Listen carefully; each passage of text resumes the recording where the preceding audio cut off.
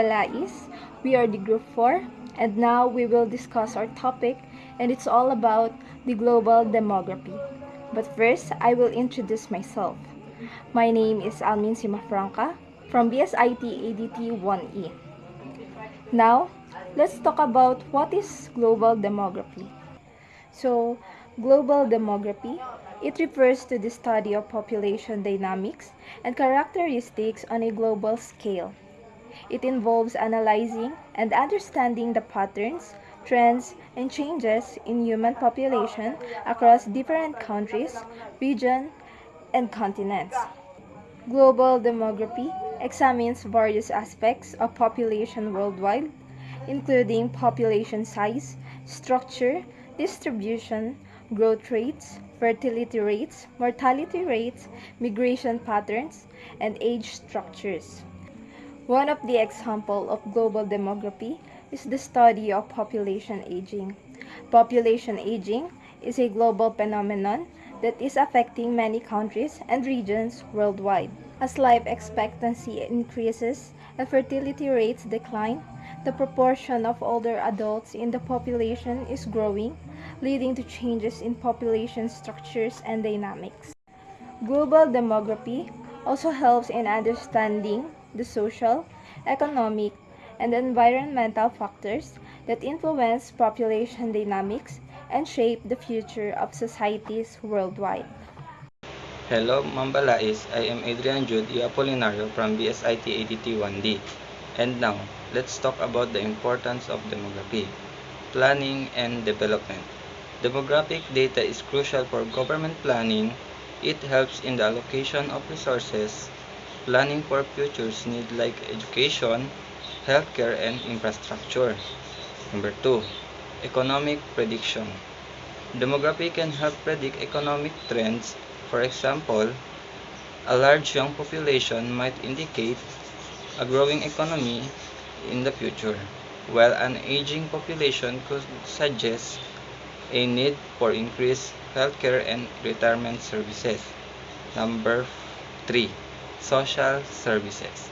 Understanding the demographic makeup of population can help in the provision of social services. For example, knowing the number of children in population can help in planning for school and childcare services. Number 4. Market research. Businesses use demographic data to identify and target potential customers.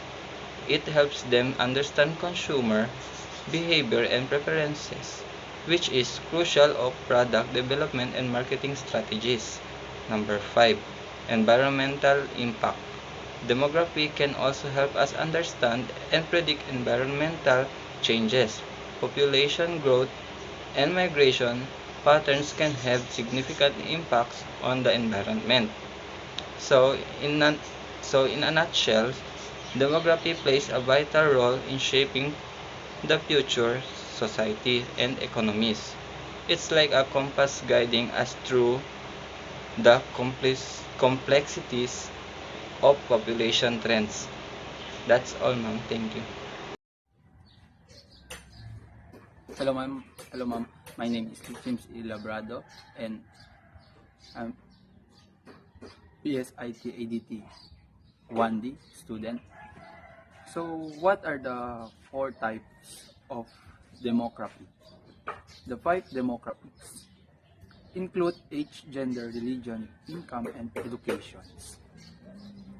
So, the 4 primary types of demography are usually identified as populations or population, economics, social, and urban demography.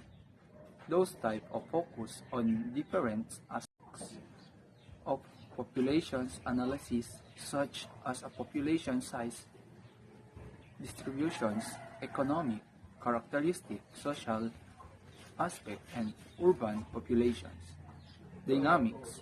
However, demographic categories or factors physically includes age, gender, religions, incomes, and educations. Those are characteristics used to categorize and study populations within the field of demography.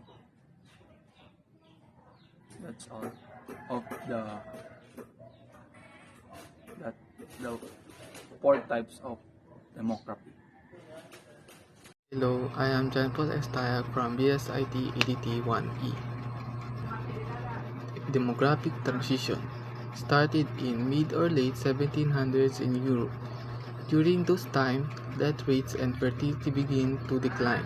High to low fertility happened 200 years in France and 100 years in the United States. In other parts of the world, the transition began later.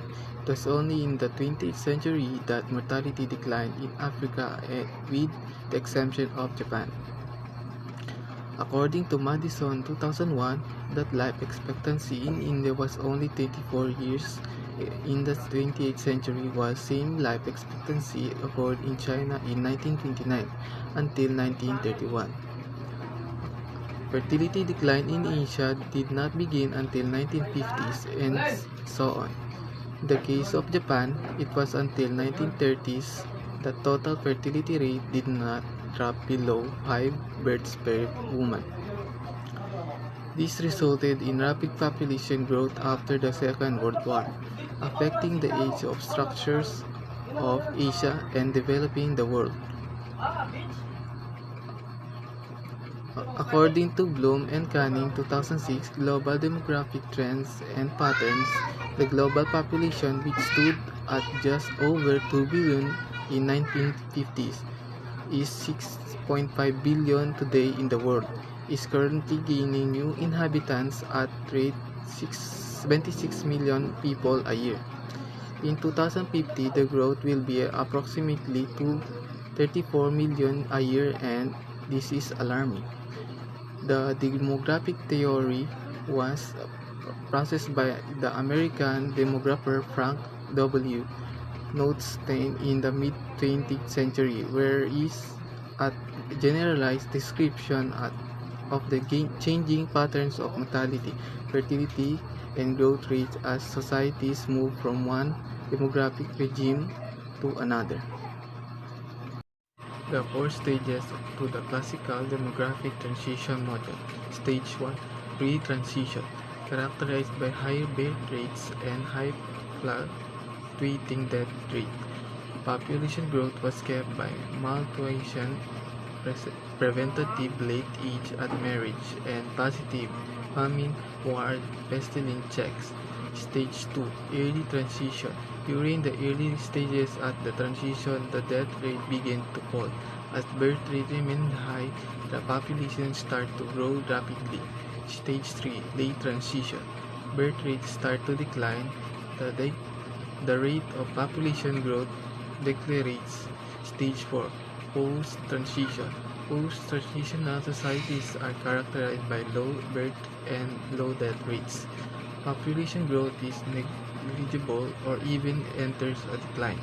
In essence, the classical demographic transition model provides a framework to understand the historical evolution of population, highlighting the interconnected shift in birth and death rates that shape the demographic trajectory of societies over time.